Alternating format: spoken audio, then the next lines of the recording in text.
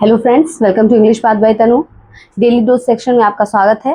Daily dose section एक ऐसा section है जो आपको नई नई vocabularies, idioms, one word substitution बताते हुए आया है।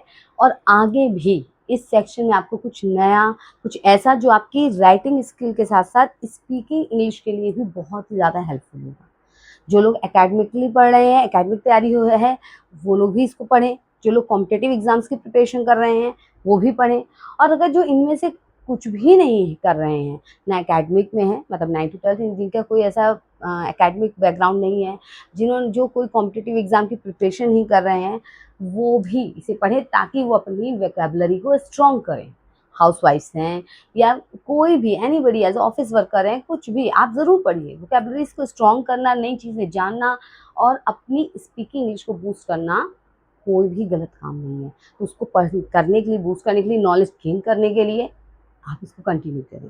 क्योंकि बहुत से लोग जो क्या कहते हैं, पढ़ाई की वजह से या अपने एग्जाम्स की वजह से ईडियम्स नहीं पढ़ते हैं, बट वो ईडियम्स पढ़ते हैं किस लिए? ताकि वो अगर कहीं स्पीकिंग कर रहे हैं, कहीं क्या कहते हैं कुछ लिख रहे हैं, किसी भी तरह का राइटिंग वर्क कर रहे हैं, तो वो उसमें इन ईडियम्स को यूज़ करें और अपनी राइटिंग को, अपनी स्पीकिंग को क्या करें, बहुत इन्फ्लुएंशियल बनाएं, बहुत ही स्ट्रॉन्ग बनाएं, एडवांस लेवल पे ले जाएं। फिलहाल हम स्टार्ट करते हैं ईडियम्स। जैसा कि आप देख रहे हैं सामने यहाँ पे जो ईडियम्स हैं ये बहुत इंपॉर्टेंट है, स्पेशली कॉम्पिटिटिव एग्जाम्स के लिए। ये कई बार एसएससी, रेलवे और बहुत से ऐसे कॉम्पिटिटिव एग्जाम हैं जिसमें बहुत पूछी गई हैं, ठीक है। और अभी भी इनकी इंपॉर्टेंस बनी हुई है कॉम्पिटिटिव एग्जाम्स में।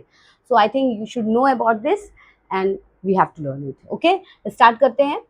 देखिए, जो अगर आपका ये फर्स्ट वीडियो है, यहाँ पे क्लास में पहली है, तो मैं आपको बता दूं, मैं सिर्फ ईडियम्स और उसकी मीनिंग नहीं बताती हूँ।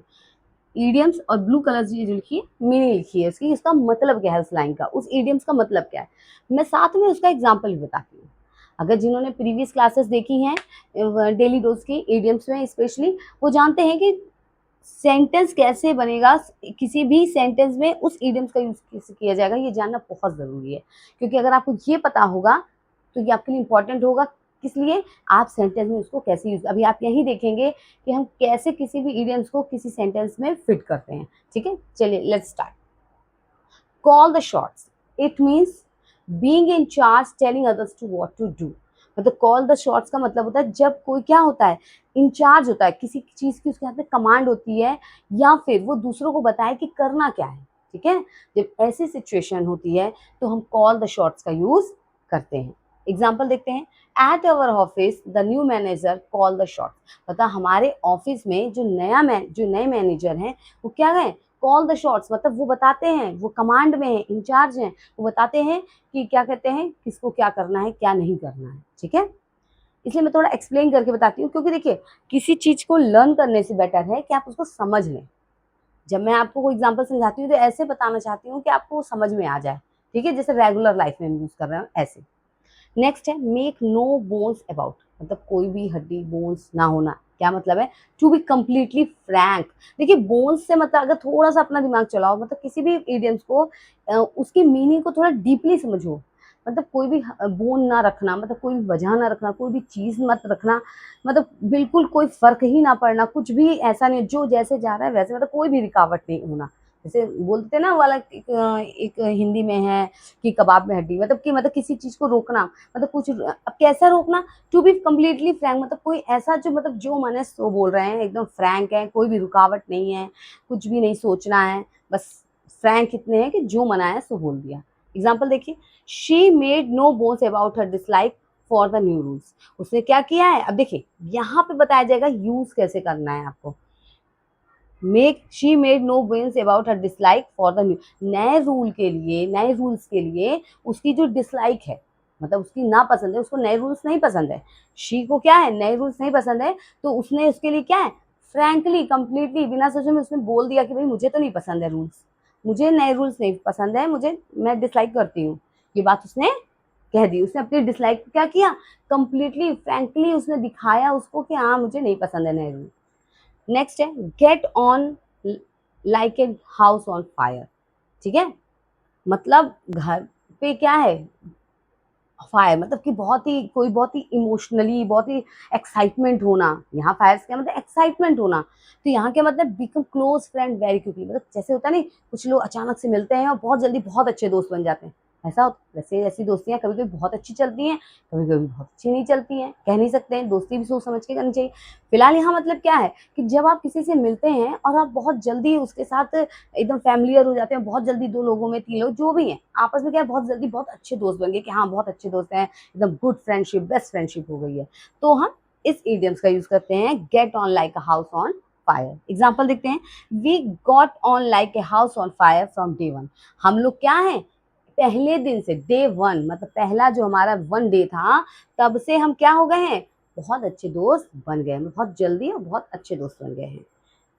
नेक्स्ट देखिए, डूइंग स्टर्लिंग वर्क मतलब टू परफॉर्म एक्सीलेंट। मतलब जब कोई परफॉर्मेंस बहुत अच्छी हो, एक्सीलेंट हो, आउटस्टैंडिंग हो, तो हम किसका यूज करते हैं, डूइंग स्टर्लिंग वर्क इडियम का। ओके, एग्जांपल देखते हैं, thanks for your sterling work on this project. मतलब इस प्रोजेक्ट पे आपके एक्सीलेंट परफॉर्मेंस के लिए थैंक यू। समझ, फिलहाल देखिए, अगर आप एग्जाम्पल्स ढूंढेंगे ना तो आपको बहुत सारे एग्जाम्पल, बहुत लेंथी, बट मैं ये कोशिश करती हूँ कि आपको 1 लाइन के एग्जाम्पल्स दूं ताकि समझने में आसानी हो। अब ईडियम्स का मेन कॉन्सेप्ट क्या है, आपको मीनिंग समझ में आ जानी चाहिए और ये समझ में आ जानी चाहिए कि उस ईडियम का यूज कैसे किया जाएगा। अब यहाँ वी गॉट हो गया है, यानी अगर कल को आपको टेंस चेंजिंग करनी है तो उसके अकॉर्डिंग ये चेंज होगा। सब में ऐसा नहीं है, लेकिन यहाँ किसी किसी में ऐसा है। तो क्या हो गया, thanks for your sterling work on this. अब यहाँ लिखा है डूइंग स्टर्लिंग वर्क। अब आप जहाँ यूज करेंगे इस इडियम को तो आपको कभी लगेगा अच्छा डूइंग तो नहीं लिखा है, लेकिन ऐसा नहीं है, वो जरूरी नहीं है। इसलिए एग्जाम्पल जानना बहुत जरूरी है। ठीक है, तो क्या है स्टर्लिंग वर्क मीन्स कि बहुत अच्छा काम।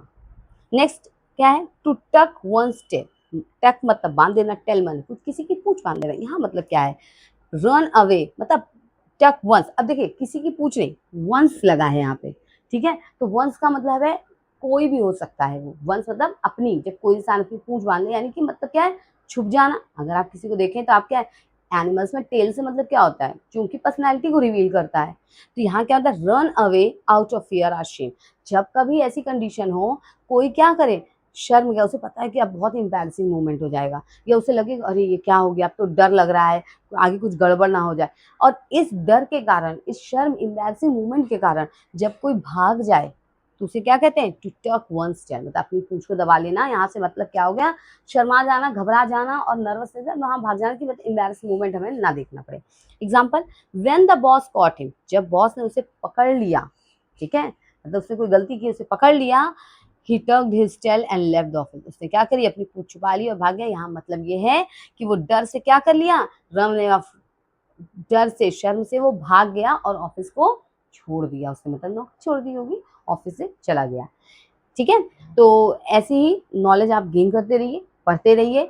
अगर आपको कुछ और भी जानना हो तो बताइए। फिलहाल अगर आप कुछ भी कॉम्पिटिटिव एग्जाम प्रिपरेशन करें, एनीथिंग, मैं स्टार्टिंग में ही बता चुकी हूँ वीडियो पे, कुछ भी ऐसा है तो हमसे जुड़े रहें। और रोज एटलीस्ट अगर आप 4 to 5 इडियम्स जान रहे हैं, ट्रैवल कर रहे हैं या कहीं पे भी आप थोड़ा सा अगर 5-10 मिनट दे रहे हैं तो it will be beneficial for you. Okay, तो इसको यहीं स्टॉप करते हैं। वीडियो अगर अच्छी लगी हो तो इसे लाइक करें, चैनल को सब्सक्राइब करें, बेल आइकन जरूर प्रेस करें और शेयर जरूर करें। Thank you so much.